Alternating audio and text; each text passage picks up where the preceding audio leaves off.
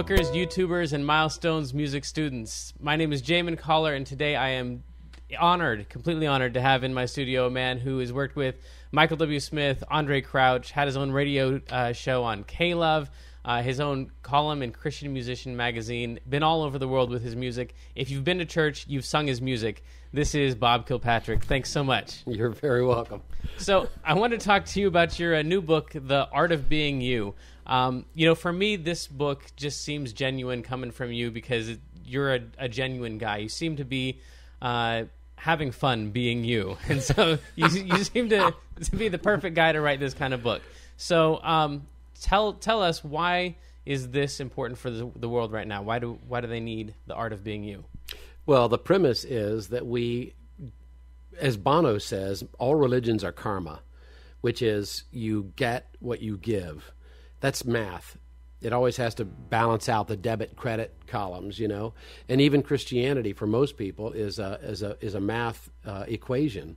Every day you're trying to, if you get a nickel's worth of sin, you have to get a nickel's worth of grace, So you're always trying to balance out. And Bono, in his book Conversations with Bono, gives a real, to me, an excellent defense of the meaning of the cross, because he says the cross of Jesus Christ is about not getting what you deserve. It breaks karma. And the book is about merely this point of view, that we're not a problem to be solved. We're not a broken life to be repaired. We're an artwork in progress.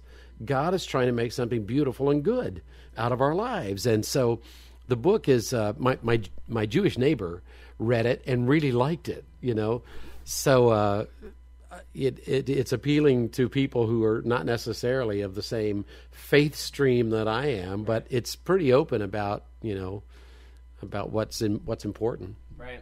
Well, and I love in chapter 9 you talk about how a lot of musicians aren't willing, like when they get a song, they want to keep their song. They're not willing to let it be edited. Yeah. As a guy who's written hundreds of songs and so many of them become so popular, what is the thing that most likely needs to be changed or edited in a song that people aren't willing to mess with? Wow. Well, when people tell me God gave me this song, I'll say, maybe you should change this. I go, well, brother, God gave me this song. I say, well, if God gave it to you, then don't copyright it, because it's not yours, it's his. He gave it to you.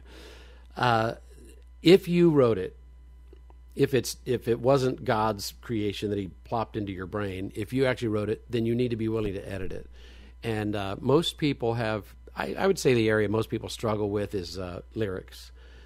Melodies are pretty easy to come by. You can whistle them all day long, but words, people struggle there. So I think the editing process is most needed in the lyric writing.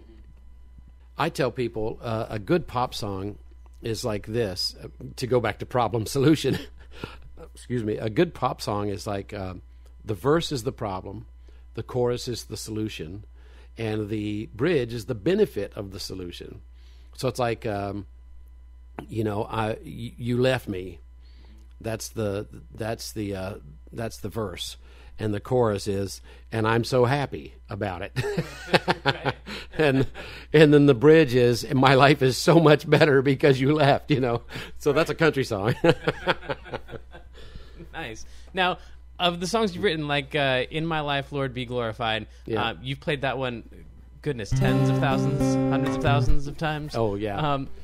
Many. All right. So do you ever just completely get tired of playing some of your songs that everyone wants you to play?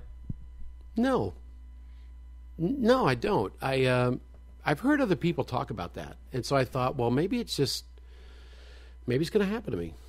And I'm going to get tired of a certain song. And I haven't yet. All of them are still pretty fresh to me.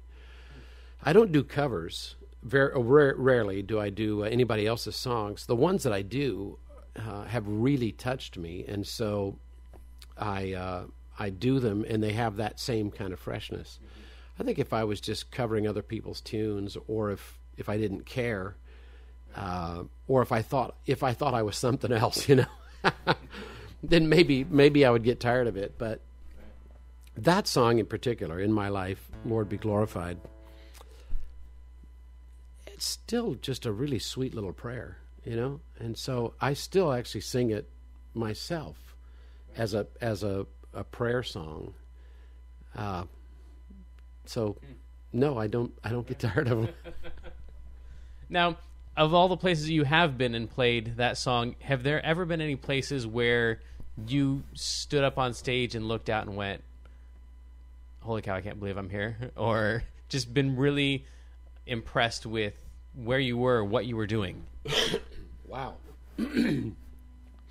Well, I was in Poland while it was still communist, and it was scary just going there, because we had to go through customs and had to go through a meeting with the KGB agents, and before I ever even went there, they had to approve all of my lyrics, and so I was scared before I ever even got to the country, and then when I get there, and before they ever open the gate, they pull up this bus and then this big vehicle, and these soldiers get out with these great big guns, and we're having to pass by this phalanx of militia.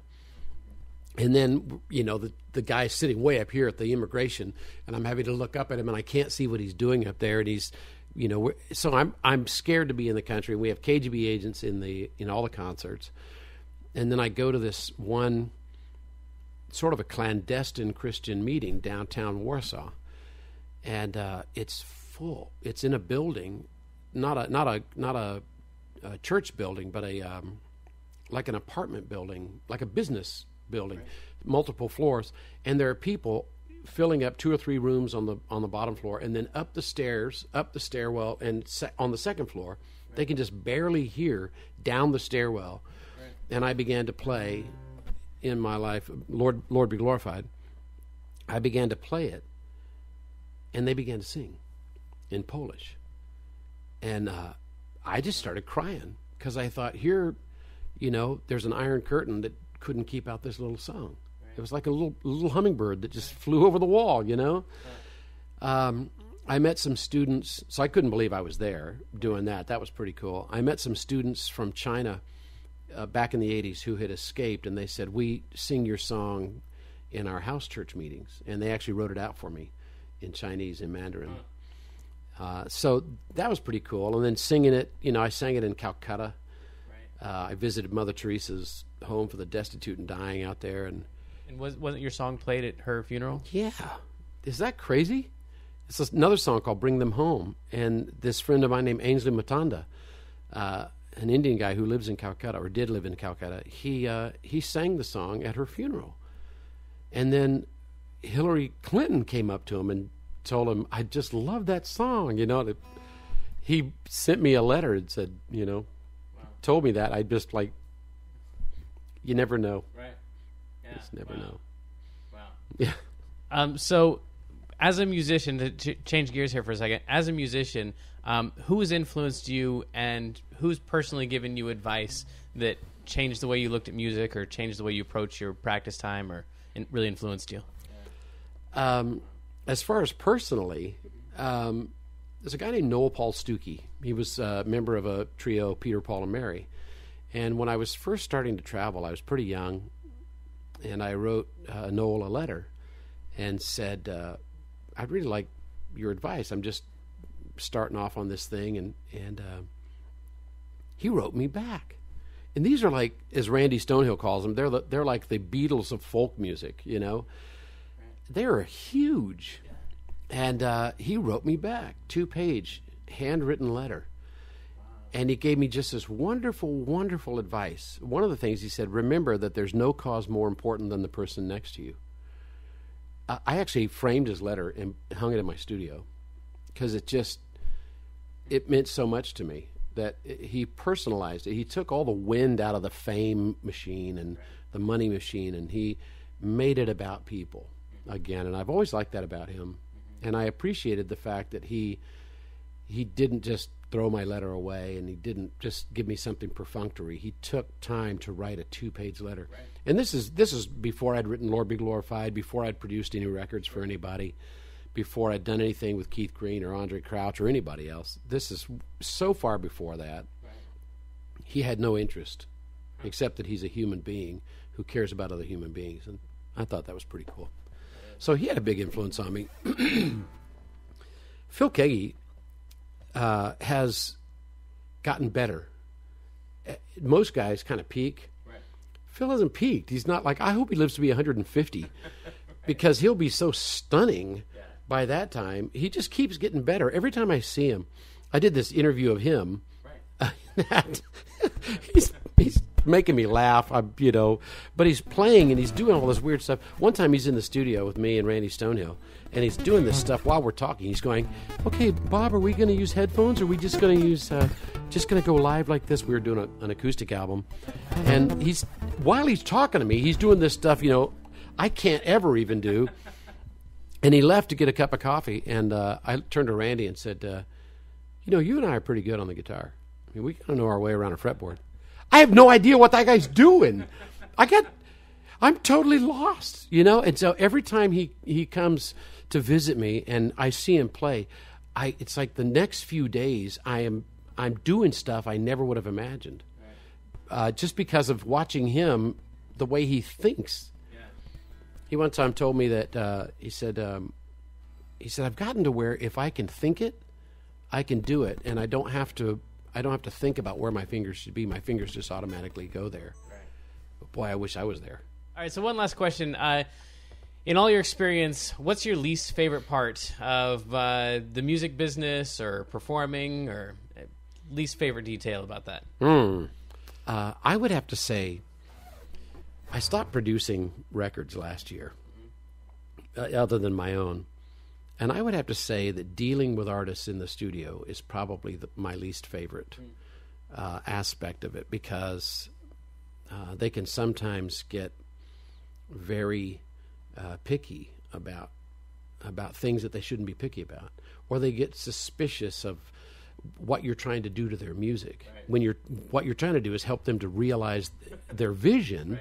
And they go. Some musicians, they feel like they have got to have made the decision. Right. It's got to have been their choice. Otherwise, it's no good. Right.